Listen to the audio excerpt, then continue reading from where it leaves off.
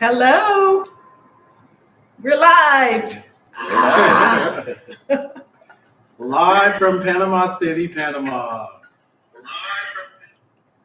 We are live. Anybody out there? Hard to know. Let's see, can you tell? 5. So far. We got 5 people.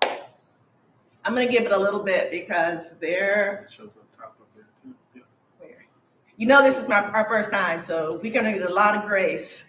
Thank you for that. I know the people that I invited are going to give us a lot of grace. Yes. All right. Got a thumbs up. I got a thumbs up. Okay. Omar.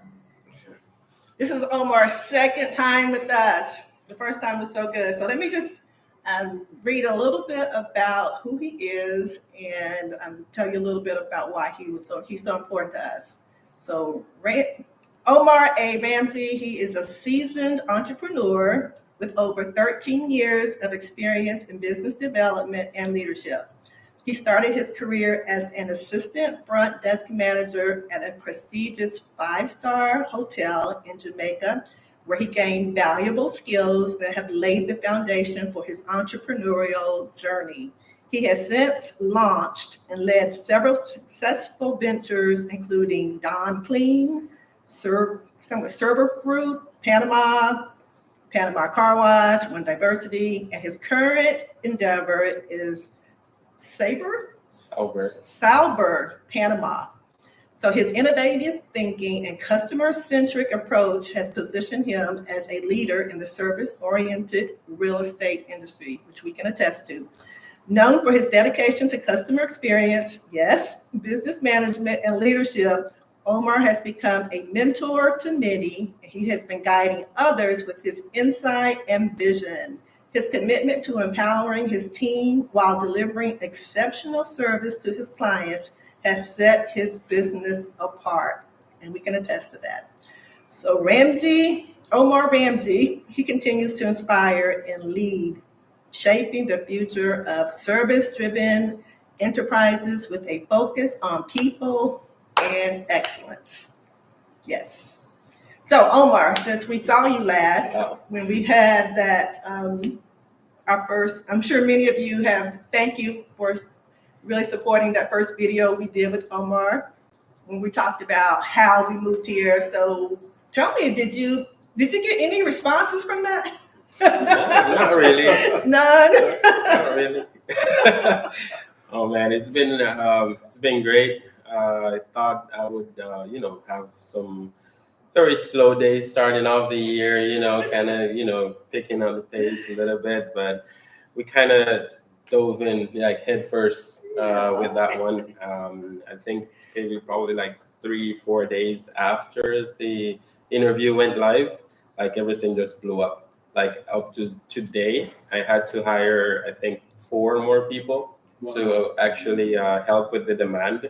And this kind of speaks to the time that we're in right now when it comes to real estate in Panama, or just relocation in general, that a lot of people are looking to us. And for some reason, we are at number 1 in the best place to retire as well. And being a part of that, and having you guys being a part of that as well is very amazing. It's, mind blowing. I knew that this year was going to be good, because this is something that I've been hoping for and wishing for, praying for, and it's now manifesting itself. And it's like the floodgates has been opened, as we say, and there's no way to shut it off. And I'm just trying to keep it together. But I think the team as well is going to be very important, because one of our goals is just to try to, now that more people are involved, to try to keep the same quality of service. I think that's going to be the key challenge for me moving forward. But I think I've selected some really interesting people to help manage the business and the clients, and kind of provide that attention that we're doing. It's not going to be me, but I'll try my best to make sure that the service is always up to par or at the same quality as if it was. So yeah. So that means that grace. And I think we talked about that in your last video as Yeah. well, that coming to Panama and your whole experience is going to be not quite like the States anyway. So you already need to come with patience and things like that as well. And so that's also what he's saying. But I knew that would happen. Yeah. And I also Jesus. felt bad for, thank you guys, really, that you really reached out to him. And I thank you that you trusted what we were saying about that. And really have been reaching out to him. So that's really, really cool. Yeah. Yeah. I did not know that would happen, honestly. Yeah. I think when he got his first message, he's like, I already got a response. And I'm like, yeah, it's coming. It's coming. So I was not surprised, but yeah. But he's been up to the challenge. He's been managing it well. So Absolutely. But like you said, I'm so glad to hear you're getting ready for the onslaught, the rest of it. So boots on the ground here. I think Craig and I, we're definitely hearing from people. It feels like you guys are, you're ready. You're getting ready. You're either ready, you're thinking about it, or you are coming for scouting trips. And so, yeah. The one thing that I will add, and I know it's early on, is that there's no shortcut than doing your own research. So whatever that's required for you, you're still going to have to do your own research and then just use a lot of the resources to kind of help shortcut some of it. But you definitely make sure you continue to do your own visits, look for yourself, do your own research, and keeping an open mind. Yeah, and something to that as well is that, it's good that we're watching the videos and, we're reading the articles, but also try to reach out and try to get a hold of local news, right? And fact check some of the things that you're seeing as well. We were practicing behind cameras now that, as public servant that we are now, we have to be very responsible with the information that we share and kind of make sure that what we are sharing is facts as well in the market and not just something, kind of get views or to just grow a channel. It's really to make sure that the intention stays intact, which is to provide valuable information for people that are looking to come out here. Because I don't want people to come to my market and then say, oh, this is all a scam, or, it's not what they painted it in the videos. I want this channel really to be that channel that actually people can come to and get facts and not just, some puffed up story. I want to make sure that people are really, getting what they need to know. And, when they come out here and they really interact with the market, it is, as we say in our videos, I think that is something that, me doing this, I have to make sure that I keep, true to that, because that's who I am as a person. And then, my business kind of rely on that as well. So, I wouldn't associate myself with anyone that is not doing that part as well. So the fact that we have you guys here and, your testimony of what Panama is, my service, and, you're living here, your boots on the ground, you already see what's going on, you're living it. I think that's going to help a lot of people as well to, make a decision for Panama and to actually be, confident of moving out here. Yeah, that's exactly right. And so, one thing, honestly, that we appreciate, people trust that you're trusting us. Like, we are, it's just the Spirit of God, I believe, that's testifying to you of what we're saying, because it's just really our experience. And so, yeah, that means a lot, because people are coming to him and he's like bringing people to meet us. And they're like, I trusted what you said. So that's really, really cool. So I appreciate that. That is something that I love to do. Is you knock on the door like, hey, I got some fans. Yeah, that's really cool. And people really like that. People really like the experience of coming to the building. It's a beautiful building. And also getting to meet you guys in person, it's a very good feeling. Some of them, they tell like, oh my God, I feel like I met my idol. So people are like, I want to be your neighbor. I'm like, we want you to be our neighbor too. So it's just all good. Absolutely. But let me ask you, so do you cater more toward expats? Yes. Okay. And have you always, or is that kind of changing? No. So you always start out, and whatever business you get, you kind of take and you use that, and you try to be your best, and you go for it. And something that happened to my business, which I never forget. I was referred to one lady, right, and she had just all the issues you can think of with the market, with the agent, the mold, or all the stories that you have heard. Like, she is that, right? Yeah. And it kind of broke my heart because the person was retired.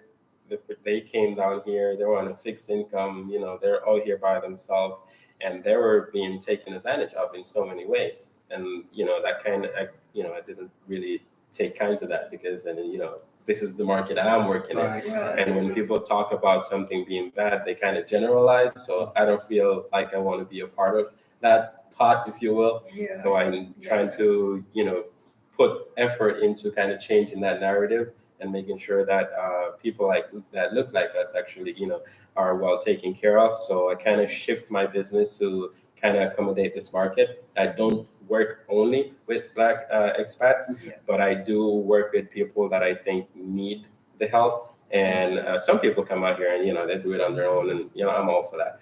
But people that really need the help, I'm really up for that as well. And I think our community as well need people that look like them and that have their best interests at heart. And I think that's been my major focus now in the last 2 years. And Yeah. Well, that's a good point too, because you mentioned you can do it on your own. But that means different things. And so one thing that we're struck by is that there are so many different ways to make this move. There's the relocation services, and then like we didn't go through that. We just started through you, and you led us through. So how are you finding that there are many different ways people are coming, and how are you able to fit into the different ways that people are coming? Because some people may already have a realtor. Yeah. But they can still reach out to you. Like, so how do you fit into all the many ways that people are coming? So people are coming in a very different ways, very different backgrounds, different situation. We have couples, we have single people, we have retired people, we have digital nomads, we have business owners, investors, like you name it, right? But the key thing as well is to be good at what you do and be able then to fit everybody's situation within your expertise, and then kind of be a one-stop shop for this person as well that is navigating in our market and trying to make sure that they have everything that they need as well.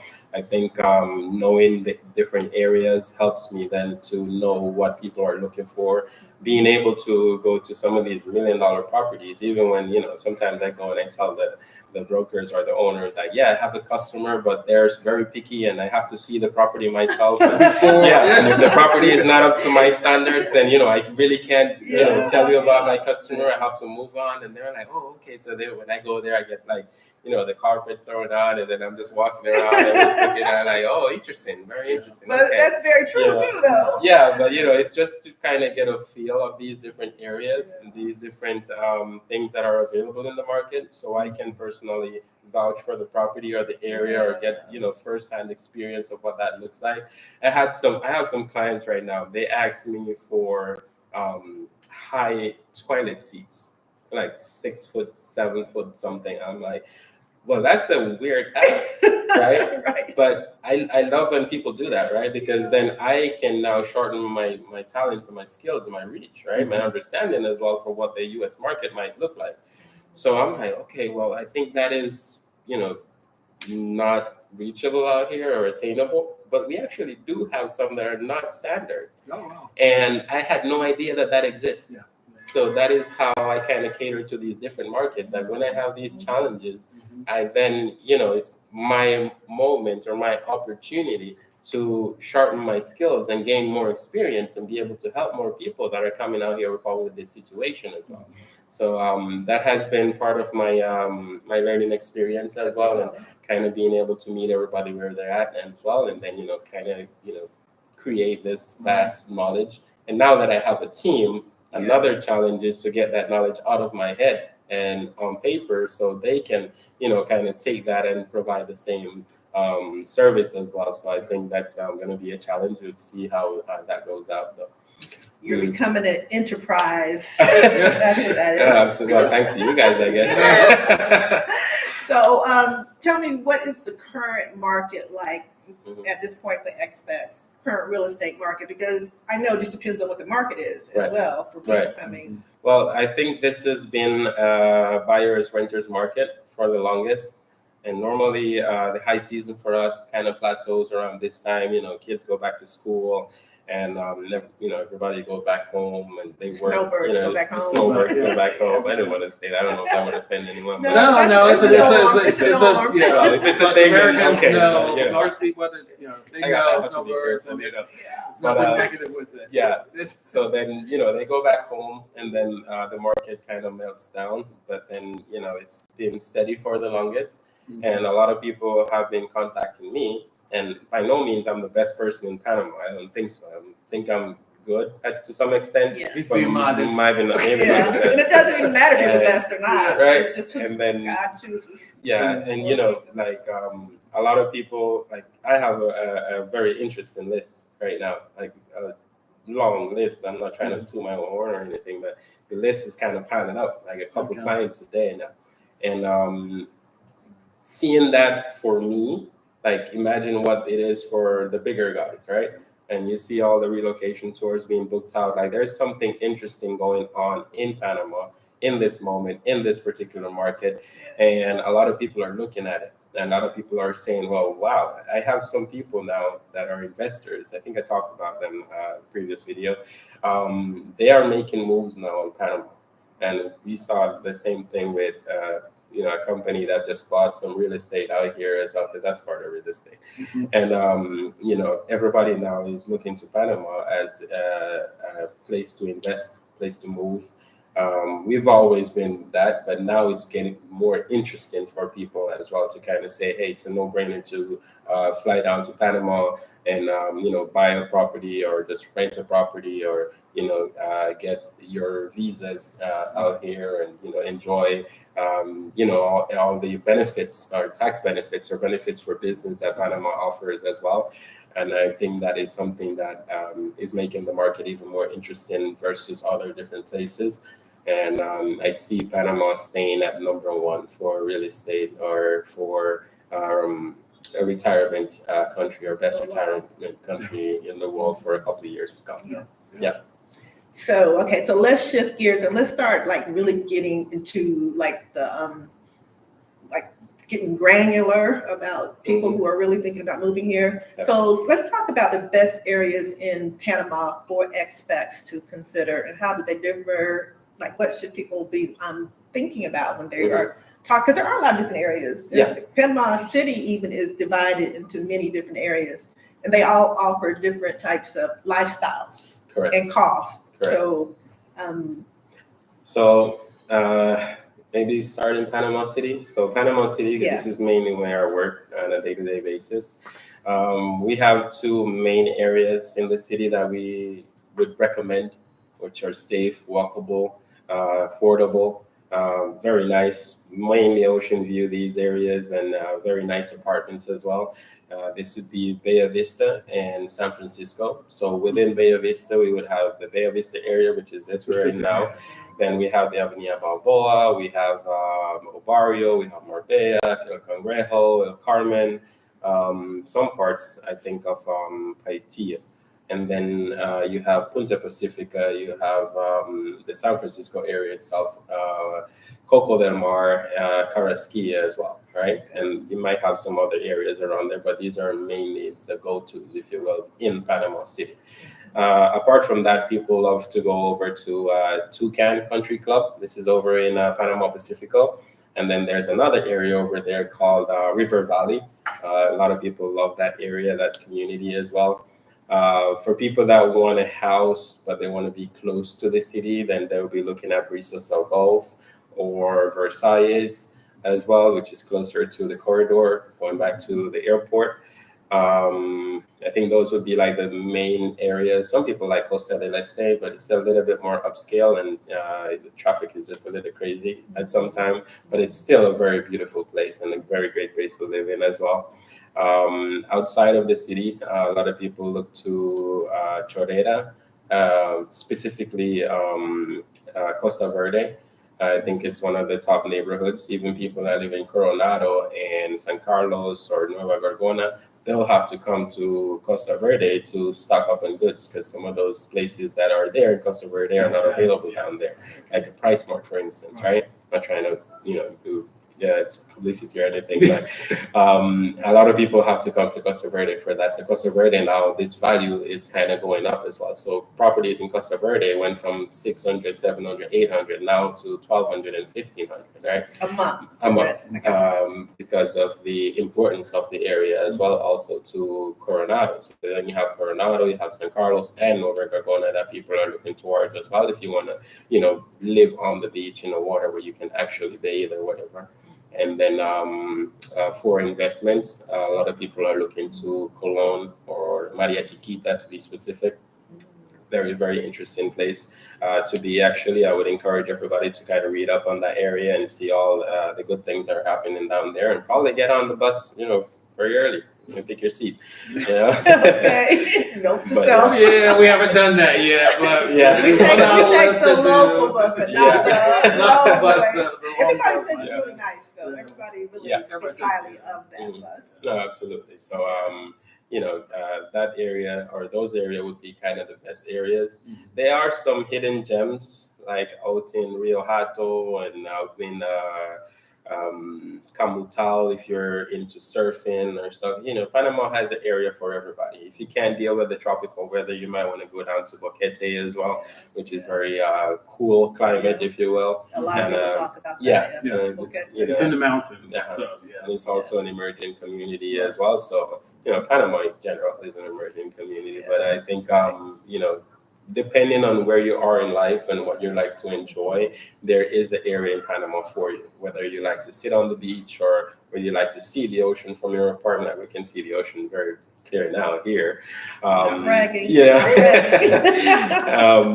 you want to, you don't care about the views, at least, because you want like a big apartment or you just want something brand new, like wherever you at, whatever you're looking for, there is something for you in Panama market. Yeah. I've definitely understood. Well, I've known it already because we just our different life experiences, but you can rarely find, even if you're buying a house, you're rarely going to find everything you want. So it is important to identify the things that are most important to you. That you're going to be using like more on an everyday basis and that kind of thing. Yeah, they're non-negotiables. That is a good point, that you need to prioritize what things are important to you. Very much. And make sure you're expressing that these are my priority items. And sometimes I ask the customer, like, tell me everything that you would love to have, need to have as well. Right. And sometimes they're like, well, as long as they had 2 bathrooms and 2 bedrooms, I'm okay with that. But then I'm like, okay, well, this is what I have. And they're like, oh, maybe I need to think about it a little bit more. And some people, they are very specific, like a high toilet seat. I've never heard anything like that. I'm not trying to make fun of them though, but you kind of get some ask in the market, like, whoa. But I normally tell my clients this, right? Tell me everything you need, and I'll tell you what's possible and what's crazy, right? And then also when you do give the ask, I call the ask like your needs, right? Normally I would tell you like in order to find what you're looking for, you may be going to get like 80% of everything that you're looking for. So then I start focusing on the non-negotiables. And once I can get the non-negotiables, under control, I think everything else is just easier than to find. And some people call it compromise. I don't call it compromise. I just find the sweet spot is what I would say. But compromise is normal. It's a normal thing. So, But, and then there's the little things that Omar, like a realtor, will help you with. For instance, like the other day here, the power went out. And we were unaffected because there's a generator in the building. I'm like, whoa, okay. I didn't even, so you don't even think to really ask about that kinds of stuff. But I don't even know how long the power was out for most people. But it's probably 46 hours. Wow. 4 to 6 hours. In some places, even more. Our generator kicked in and it was kind of like seamless for us. We were very fortunate. I didn't know we had a generator. I didn't know like we had. They kicked in, and then TV rebooted. Absolutely. So That's okay. all the stuff there's a lot of little things Mhm. aside from I want 2 bathrooms that that Right. your Yeah. Omar can help you Just to ask, understand. and we'll tell you how crazy you are. I'm just Yeah. So we do have a question in the chat. I wanted to, Okay. to Wait, bring out we there. got a question in the chat. okay. And this is from Tracy. And the Okay. question is, how do locals feel about the increase of expats relocating here to Panama?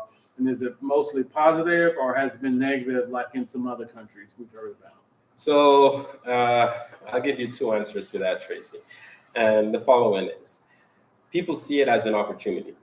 As you guys being here, you have interest in spending power, and not because you're in Panama. I think, or Black community in North America has, I think, the largest spending power in history. Thank And you. that is actually a fact.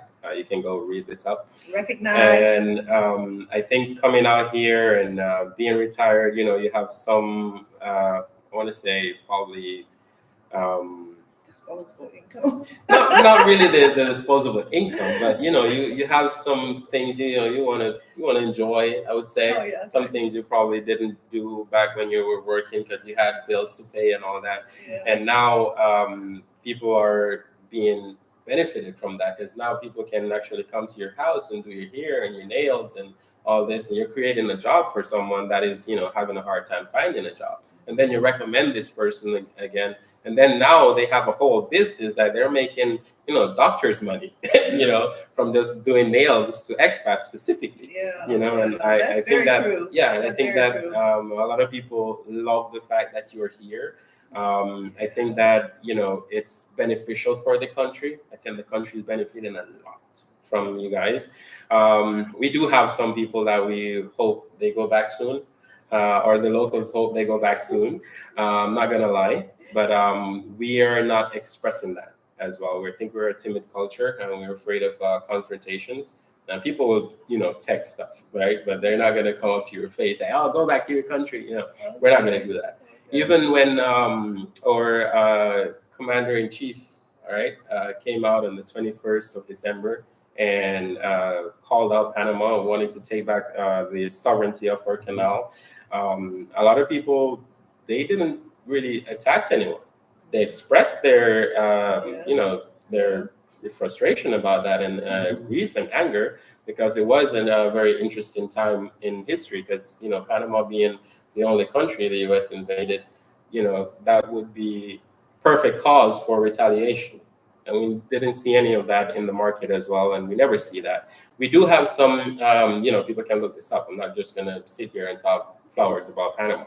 We do have some bad actors, of course, and they have, done stuff, but it's nothing to an extent, because, the other day, this video was going around about the lady that got attacked. Yeah. Well, apparently the guy they identified him, and he's in prison now, right? So it's not like we're out here actively attacking Americans, or this is like a day-to-day basis. These are one-offs, and I think this happens in every country. And I think, the locals themselves are seeing this as a huge benefit. A lot of people are changing their business model because of it. And I think that is a key indicator of what the sentiment of the market is for the Black expats in Panama right now. Mm-hmm. So I do believe that it is beneficial for the country. What is not beneficial probably is that now a lot of owners, right, are seeing the influx of people, and they're coming with an interesting background, and they probably have the money, can fund the rental. Then it's probably being a little bit harder for the locals to find properties in this area, these areas that I've mentioned, mainly because the prices are going up a little bit, right? So I think that and that's common to any country. Anytime you get on the #1 list, really top 10 list of places to retire, then that is a byproduct. Yeah. So I think that's just probably the main downside. But apart from that, it's mainly positive, the sentiment in the market for the Americans here. Okay. And also, I just recently got a comment from a local, and it was really nice. And he said the African Americans that he's meeting, the expats, have been very humble. And so he appreciates that. And he was very honest too, Mhm. that not everything is flowers, like Yeah. you said, but he could tell from just meeting us here that we bring a humble spirit with us. Yeah. And so that was very nice to hear from a local. Absolutely. And they talk about that a lot. I mean, I have so many people that I put in contact with expats, and they're like, "Whoa, Mr. Such and Such, like they even cooked and they offered me dinner, and I normally work for this and this family and this and this type of people, and they never did that, and it's just so real, and they'll do things for you for free now."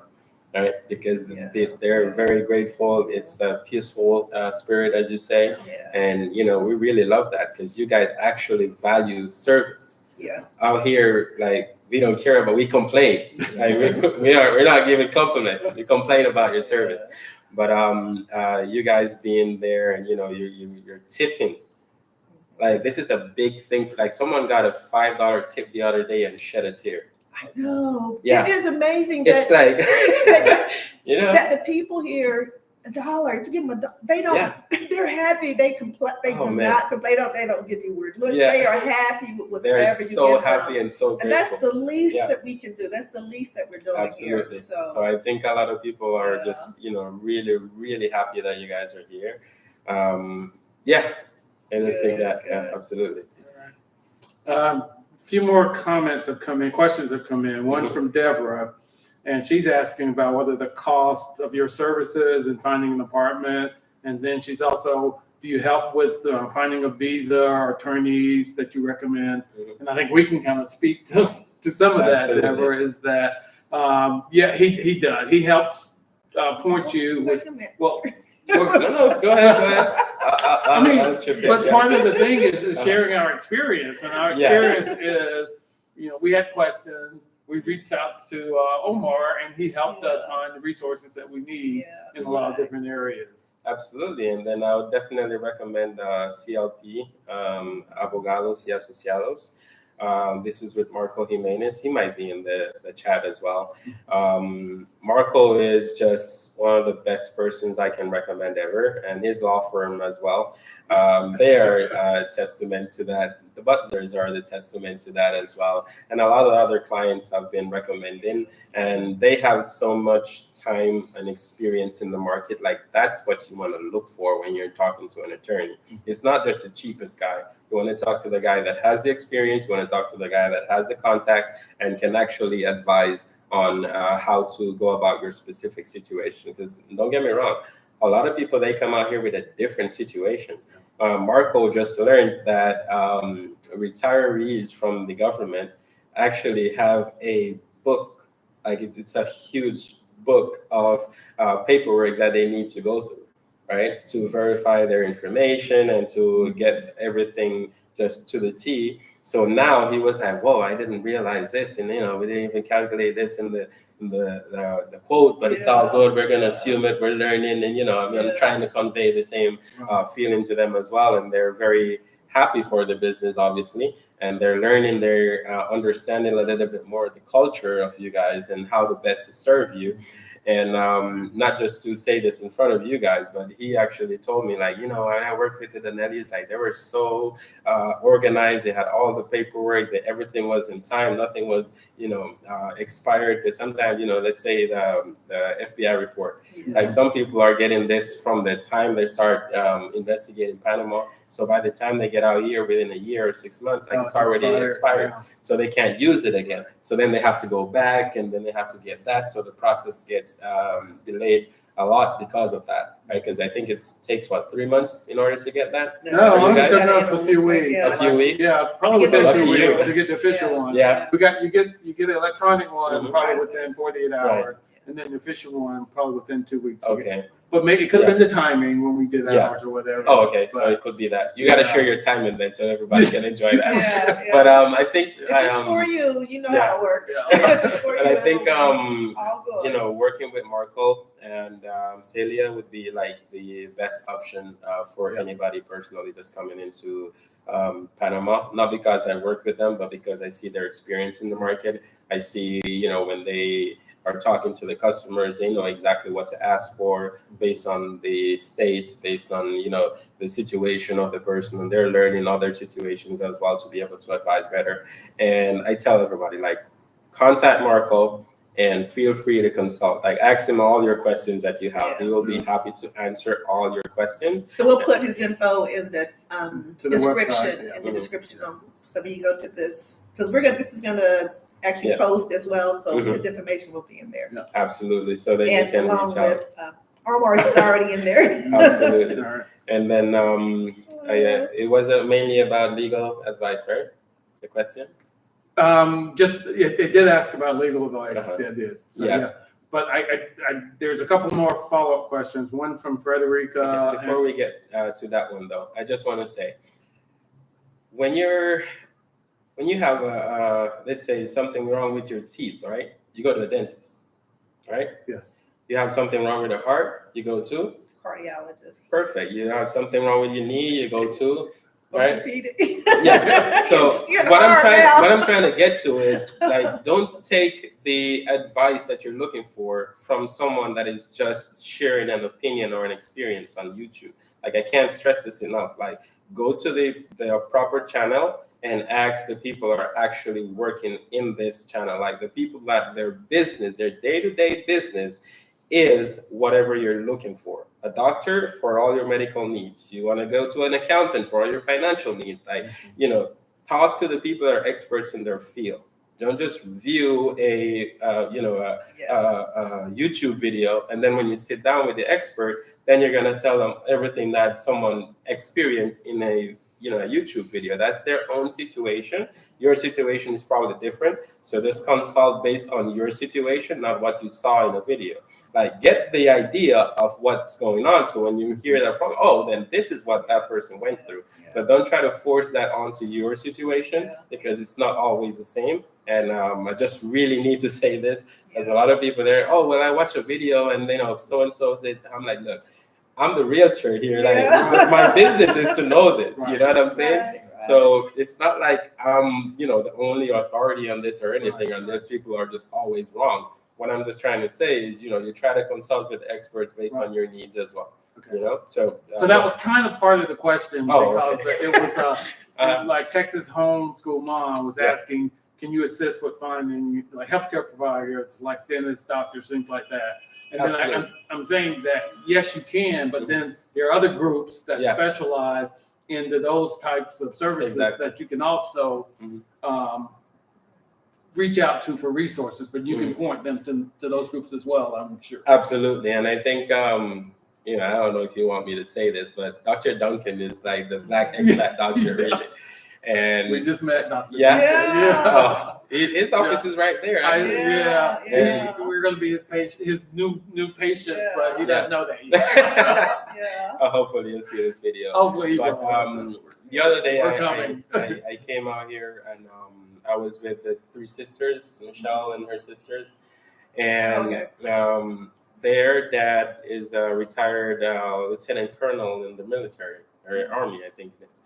And he has his own complications, and the doctors weren't communicating with each other, right? So everybody had a different opinion of what was going on.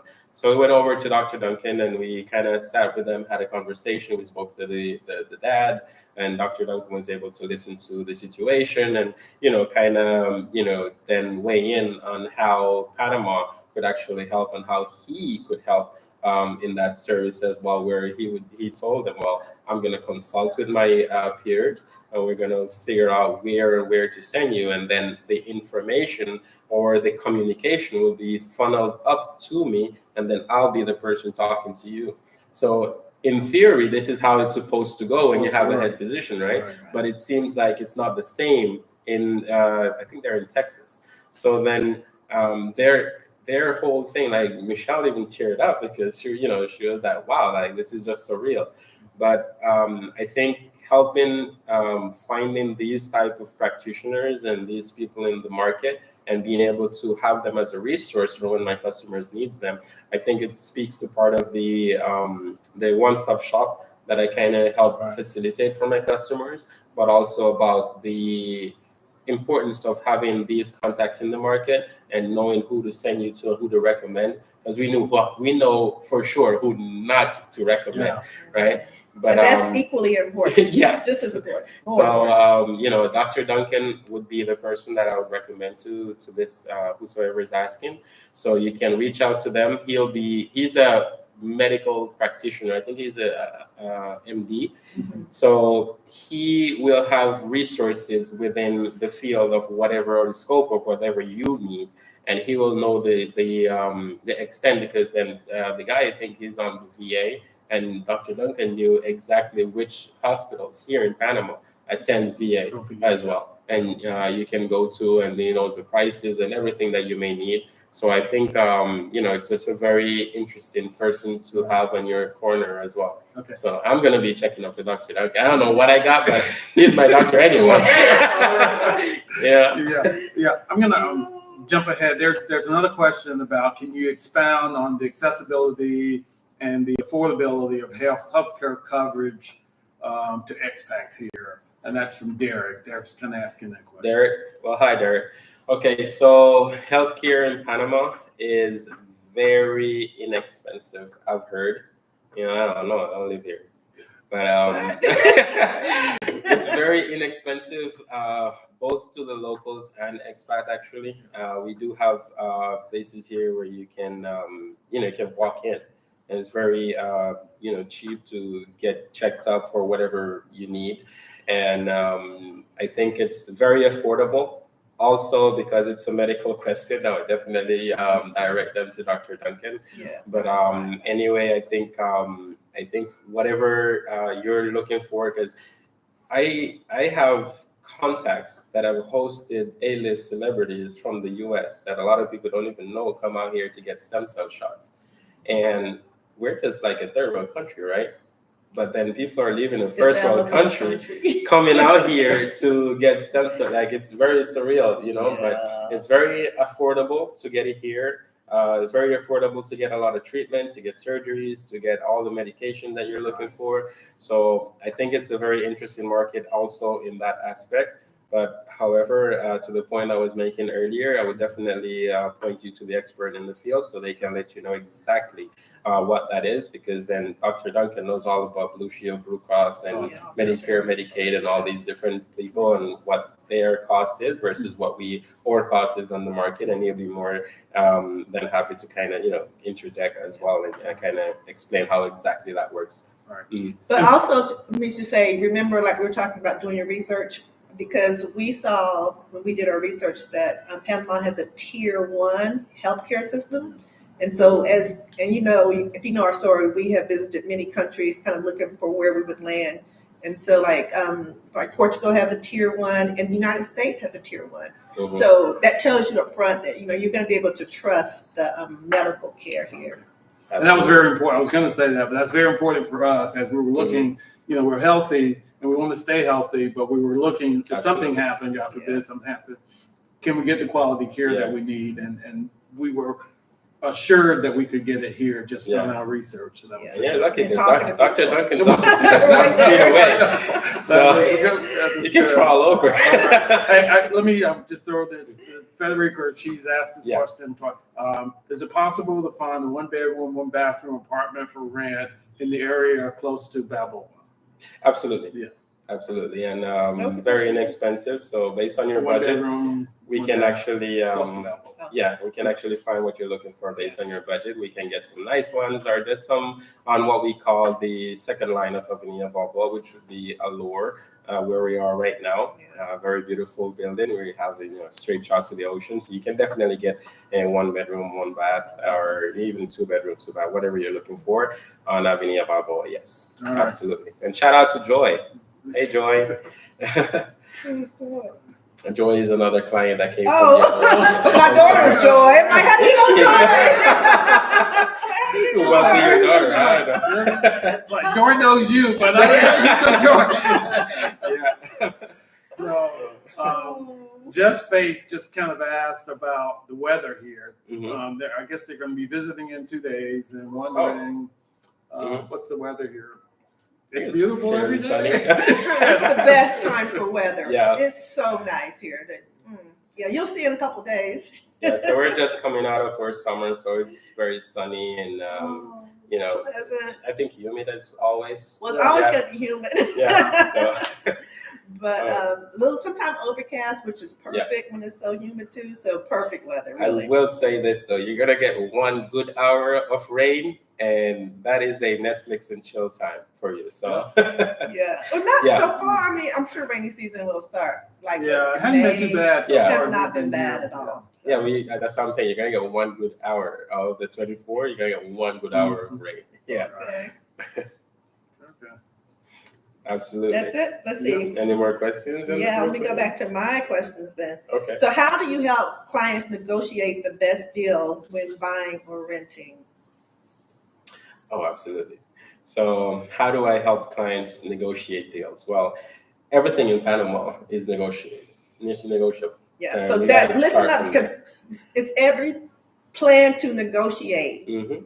the rent because that's not the way it is in the States. Yeah. Like no, usually it costs well not for buying a house, but Yeah. for like an apartment, they tell you the price and it's usually not negotiable. But here you can plan to negotiate the cost. Absolutely. Now, this is my thing. When we're talking about negotiating an apartment for, let's say, $2,000, you're not gonna get it for $2,500. Okay, you might get an 100 or 200 off the price if your profile is really good. And when I say profile, I mean what your income is, if you have a pet, how many people are gonna be living there, what your background is, et cetera, et cetera. But everything in Panama is negotiable. So we start from there. Now, depending on what your profile looks like and what you have to offer, whether you want to do, a couple months rent ahead, that will help a lot with the negotiation. If you want to do multiple years, because then, as an owner, you don't want your property to be vacant. Right. If the property is vacant, then you're losing money. So if you can negotiate a longer term deal for an amount that, you can definitely compromise on and, enjoy that, because then let's say you have a property and it's for rent for, let's say, $2,000, but it's, vacant 3 months out of the year, that's $6,000 already you're losing, right? So then a lot of people want to make sure that the property is just rented, because some people have a mortgage on the property, or, they have payments, or they have just different reasons for the money that they're making from that property. So they want to cut a deal, and maybe a long-term deal makes more sense for them. So they would probably go down a little bit more on the price to accommodate a longer-term deal. If the people want to come in and say, hey, look, I got 6 months rent, straight up front, like owners would consider going down on the price as well due to that. Obviously, if you're paying the year in advance, there will be, we're going to get a hefty chunk of that for you. Right? Now, can you explain one thing that's different? Because Yeah. in the States, in one of my videos, I talked about 3 surprising things. And like here, department rentals are different because usually in the States, like the apartment complex will own all of everything and they just rent it out like that. So can you explain how that's different here? So we don't really have apartment complex out here per se. We have condo complex. So each condo is an individual owner. Each apartment is an individual owner. So we have a building administration, and then we have the apartment owner, right? So the apartment owner is responsible for whatever happens inside the apartment. The building administration are responsible for what happens on the outside, the amenities or these common areas, the painting of the building. Like, let's say, this is a simple thing, right? This glass that you see right here, this is the building's administration responsibility. Okay. So for it to be clean, the owner is responsible for the inside of the glass, the building administration for the outside of the glass, right? Just as they are responsible for painting the building and keeping it up to speed or up to par, right? So that's the little difference. Now, when it comes to renting the apartment, that's why a lot of things are more negotiable, because you're dealing with different people that have different situations, right? So you might find people that are like, yeah, I'm not negotiating. There's no point for me to negotiate. Like, this apartment is going to rent in like 2 days, right? And we have properties like that we call them hot bread, right? And it just go real fast. So then other properties that probably be on the market for a while, the owners are like, look, I'm not putting a dime more into this. Like, whatever they want to do, like, let's just do it. So, we can negotiate that. So that helps a lot when you understand that aspect of the market. We can definitely negotiate to wherever the client needs to get as well. And it seems like sometimes something to consider is sometimes the landlords are out of the country. They can be far away, have different interests in the building or their property. Yeah. And can make it, that can be an issue, and or could be local and have a totally different experience with the local landlord. So those are just things, nuances that you have to kind of consider as well.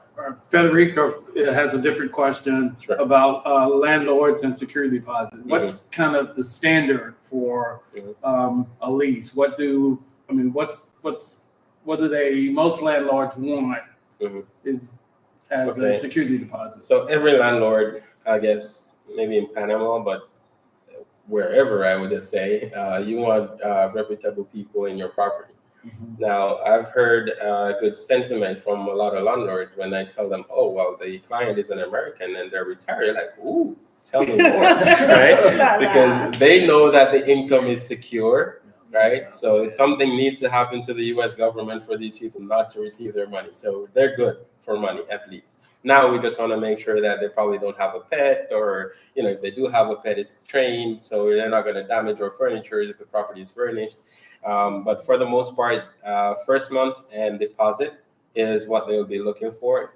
Depending, like if an owner is asking you for last month as well, is that they're probably not confident about the profile that they have, and they think that for some reason you might flee the property, and it's always a hassle. That's why they don't really like shorter terms than a year, because then they have to go back on the market again and look for someone that wants to rent. So that's why they'll probably consider a year up instead of 6 months or 2 months or 3 months or whatever, right? Because also remember that in this, I hear they don't bring in credit scores here, like in the States. Yeah, the credit score that kind of tells no, that asks your profile of how reliable you're going to be. Well, that's not a consideration here. So the profile is more related to, like, do you have a pension? Like those type of things. That kind of goes into the next question that's asking what type of paperwork is needed when renting in Panama. Is it like tax statements, bank statements? What type of statements? So depending on your main situation, right? So let's say if you're a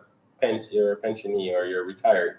So basically we want that retiree statement. I think they issue that every year. So that will tell you basically how much you're getting per month, what the breakdown is, how much you're getting after a certain period. Like, we want to make sure that you can cover the rent, but not just cover the rent, but also live, right?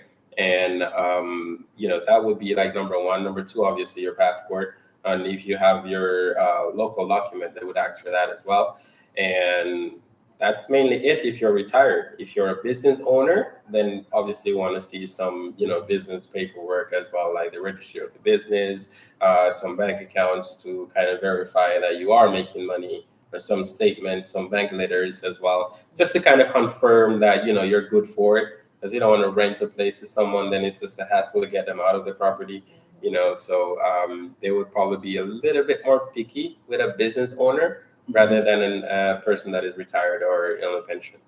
But mainly it would be passport, that income statement or proof of income that we call it, and then first month on deposit, and you're good to go.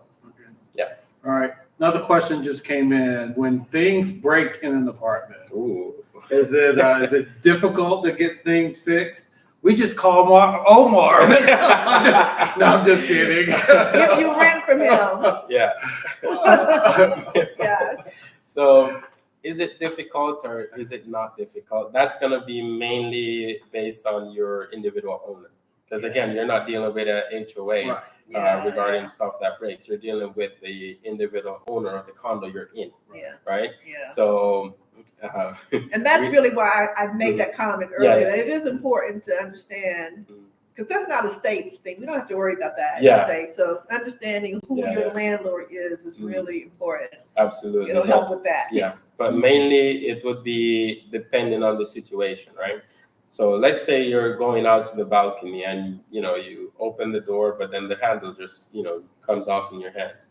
Well, you didn't break it; it just fell apart. That's something for the owner. That's called wear and tear, right? But if you're here and a light bulb goes out, well, that's on you because you're using that, right? So that's mainly how they go about that part. It's just a situational thing. If the contracts even say, you can go back and read your contract. It will say something to the tune of, if it's done by negligence of the tenant, then the tenant should pay for that in full. If it's due to wear and tear, then that would be responsibilities of the owner.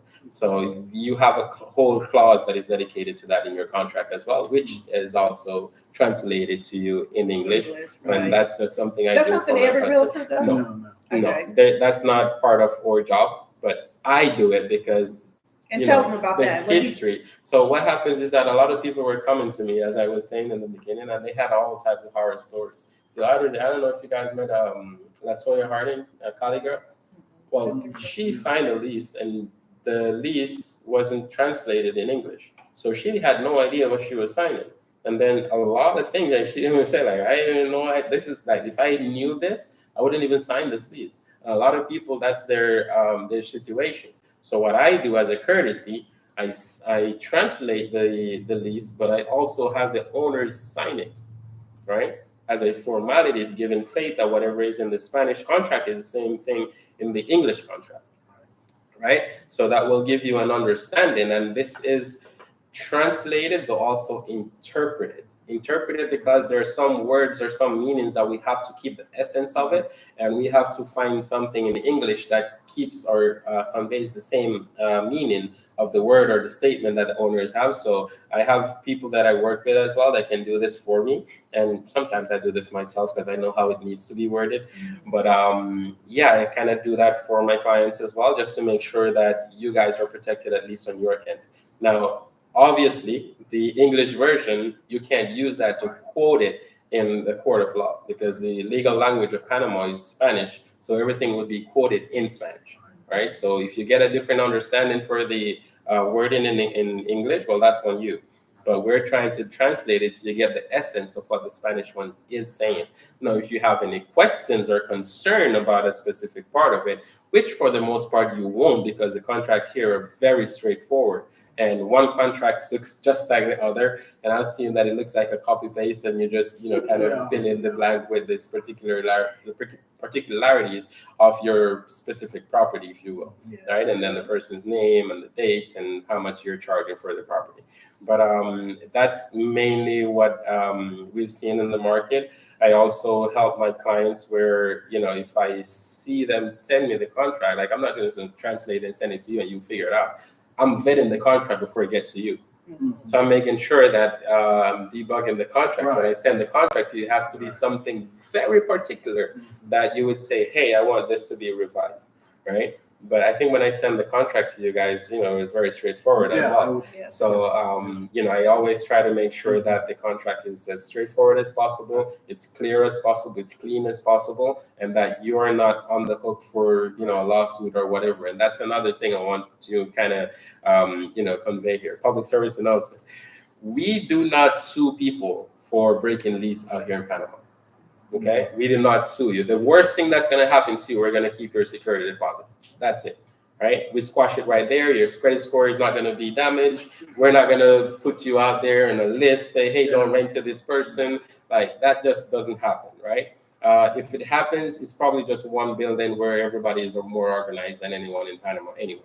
But very, very unlikely that a situation like that would happen, because I think in the U.S., there's a lot of things that kind of come with that, but that doesn't happen on Panamanian market. So rest assured that you will be safe if you rent a property and 3-4 months into it, you're not feeling it. The neighbors are too noisy, have too many dogs or whatever.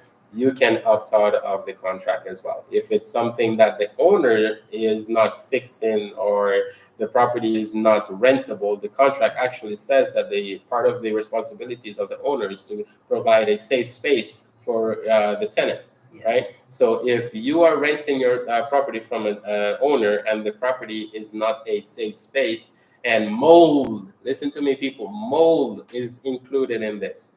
Okay, if the property has mold, then this is a threat on your health, and that is not a safe environment for you. And you need to revise your contract and contact your broker, who is not an attorney, but contact your broker and have them communicate with the owner on your behalf, or just get your attorney involved if you already have one. But that's mainly what I would say about that as well. Yeah, I'm gonna just add this little comment. A lot of the times we're sharing our experience with you, and you mentioned someone that signed something in Spanish and didn't understand it. Yeah, I mean, just, we encourage you to do your own research. absolutely. And I would say that if you, in any situation, if you got something, you probably want to learn how to use Google Translate so that you can kind of read it for yourself, understand things for yourself, and not put yourself in a situation like that. Absolutely. And I think, people coming out here, some people, it's the first time they're even traveling. So a lot of senses are not really, functioning properly. I don't know if I should say it that way. Is there a better way? Help me, please. But a lot of people that are not well traveled, they tend to miss some things, right? And that is part of it, right? And I think that is something that, I don't want to say they're going to learn from experience, I guess, but I try to make sure that, you don't have to. I'll be that guy that kind of help you have a soft landing, if you will. Yeah, because not everybody's having the same experience as what we say we've had with Omar. Like, we know a lot of people that go with other realtors that have other priorities. Yeah. And then once they get in, then they don't have that follow-up. So when we recommend him, like, trust us on that. Absolutely. Just a couple other quick questions about, do you help with getting the utilities transferred to their name? And then what are your costs for your services? I'm kind of combining two questions there. Ending questions for us. Okay, perfect. So I do help with electricity and internet, sometimes with water, but water is going to be something along with gas that is always included in your rent. But for electricity, for the areas I mentioned, I think we mainly work with one company, which is Naturgy. And with Naturgy, basically, they have a process that you need to go through. I think in the US, it's customary for you to cancel the contract. Here, we don't cancel the contract, we transfer the contract, right? So if we cancel the contract, you're going to get your the electricity of the apartment cut off. And then because the contract was in your name anyway, the owner doesn't have control over that. So they would have to hire a new service, and that might take them a couple of days. And if you move out and then someone is moving right in, then you're going to inconvenience that person with having the electricity cut off. So what I'm now implementing in my service is that when you move in and you're signing the contract with the inventory, also have you sign that document that transfers the electricity into your name, but I also have one that transfers the electricity out of your name, right? So when you're finished with the property, you're hands off. You don't need to do anything else. It can go easily into the owner's name, or it can go into the other tenant's name. So we don't have to go through that hassle of, turning it off and then getting it turned back on. And that's a whole, that's just a lot of hassle. So I have the documents, I share these documents with the clients. They know what they're signing, they know what it's saying. And then we kind of mainly just, try to have like just a smooth navigation. When it comes to internet as well, I tell people we have three providers that I would recommend. This is what they have to offer, each of them. This is the one I would recommend. What say you, right? Like, I don't make that decision for you got to go with this company because this company, like, based on the area that you're in, they're going to be a company that is better in that area than in another one, right? And I always try to tell people, like, it's just based on what you want. This is not about Omar. This is about the client. What does the client need and how can I supply that? So I will give you the information. You make your decision and let me know what you want. Yeah. And finally, cost, they said, right? Yep. So cost. Which is honest. So I normally charge a flat fee of just $250. I don't really include any extra costs because you're asking for something that we didn't talk about. And including in that service, I'm probably creating a new concept, which is a property manager for tenants, because a lot of people need that. Yeah. You know, something breaks or you need a Just handyman or even whatever. because of the Yeah. language barrier. Yeah, alone. absolutely. Yeah. So property management is my strong suit. For those who don't know, that's how I kind of got into real estate. So when I started in property management, you got to go back to the other video and listen to that story. I'm not going to Yeah. say it again, but Yeah. mainly when I started, it was all about that, right? How to build a long-term relationship with the customer and all that. So when I did my transition to sales, I kind of took that with me. So I started to create long-term relationship with my customers and provide that property management service, if you will, to those customers as well. So I'm not just going to rent the property and run off. Like, how many months now? Almost 3 months, and we're still here. And I'm planning to stay here even when they leave to a different country. Or, you know, I'm gonna be here. We're here. We're Prophesy. here. Hopefully, right? Hopefully, they're saying that now. We're gonna flag check that. If they do leave, I'm gonna tag them on this video. I tell you what. But yeah, it's just mainly that. Just try to create a long-term experience with my customers, and then you know you can consult all throughout your contract. You can call at whatever time, and you know, hey Omar, like right now, Craig was showing me something that was wrong with the bathroom, and I was advising on how to go about that. Actually, like that's my whole thing. I'm gonna be there along with you during your stay, making sure that you're being well taken care of. A lot of people are like, hey, this happened. Like, whose responsibility is this?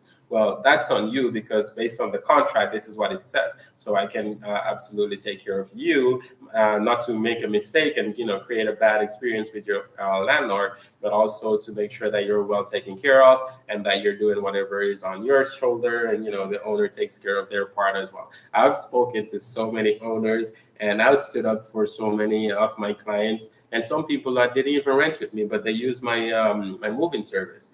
And I'm there just, mediating with the owners. And this is not my responsibility, Right. but it's the customer, and I have the, the know-how to go about this. I'm not gonna say, oh, well, you gotta pay me $250 to do it. No, like I'm definitely gonna do that because it's the right thing to do. And but that's basically what my service covers. Just cover getting the apartment. It covers translating the lease. It covers getting the utilities in your name or get them hired. It covers as well the consultation fee for the length of your stay, mainly, and it also covers going to different properties, different areas, etc., etc. So a lot of people are like, oh, a broker shouldn't charge. Well, I'm not just a regular broker. I'm a property manager and a one-stop shop, and that's what you get with Omar Ramsay. Yes. And so, in closing, though, I think you may have seen my last Friday's Let's Chat. Check those out. Let's Chat Fridays. But I was talking about now faith is the substance of things hoped for. So, but this is a now. We're talking live, and the information he just shared is for right now. Things change all the time. Yeah. So be sure if you're thinking about, like, just don't wait.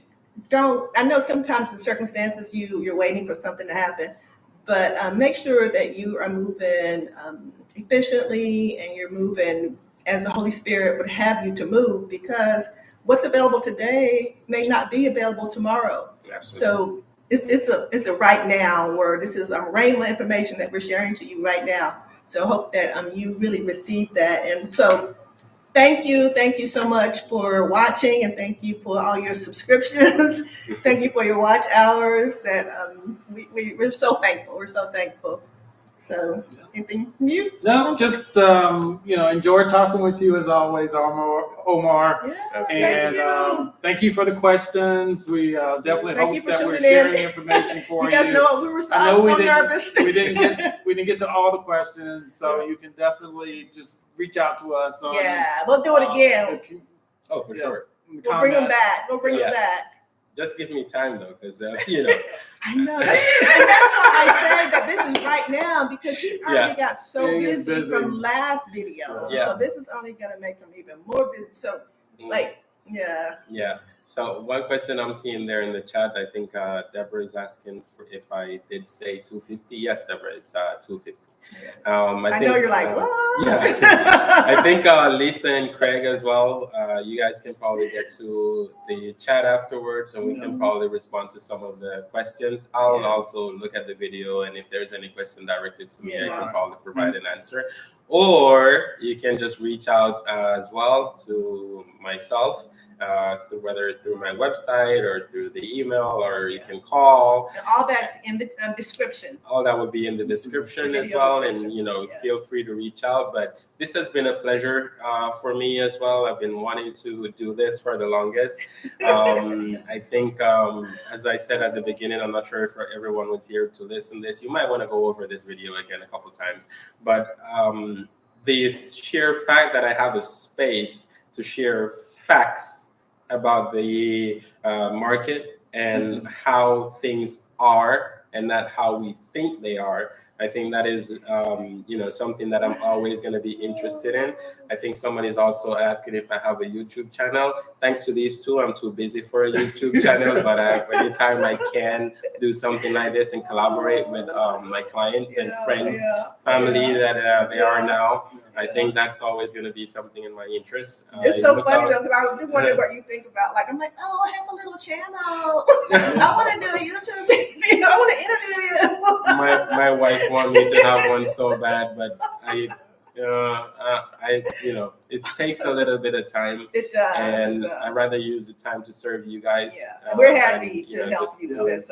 So I'm more than happy to come on this channel, or any channel rather, and just share with my community and kind of get that information that you guys are looking for out there, so you can actually know what to expect and what you're getting for coming to Panama or choosing Panama. I think that we are number one on the list right now. That's for a reason. I'm trying to keep it that way. That's a bold statement, but it's probably an impossible task. But I try my best to make sure that Panama stays true to what it really is. And I think, the essence of what I started out with, I think that is going to be probably the biggest challenge over my career, to kind of make sure that I'm staying true to who I am and to what I believe and how I provide service. And I view service as a calling and not just a job. So that's why I kind of, do as much as I do and what I do and all I do. So I do appreciate all of you that tuned in today, that are watching this video, that are consulting, will reach out. Very much, keen and happy and looking forward to work with each and every one of you and provide that care to all my people as well. So thank you for joining. Thank you for listening to me. And thank you for reaching out in advance. If I don't answer it immediately, I'm not ignoring you. There's just a lot of check, okay? So right now my phone is just blowing up with people texting. I have to go now and sit probably for an hour to respond to everybody. But, it's all good. Great problem. I'm helping a lot of people in the market, and just make sure that you guys are taken care of. And that when you say you're retired, you actually live retired. Okay, without the hassle. So hassle-free life. How about that? I like it. All right. All right. Till next time. Be blessed. Peace out. Peace. Awesome. What does that say? That's it. And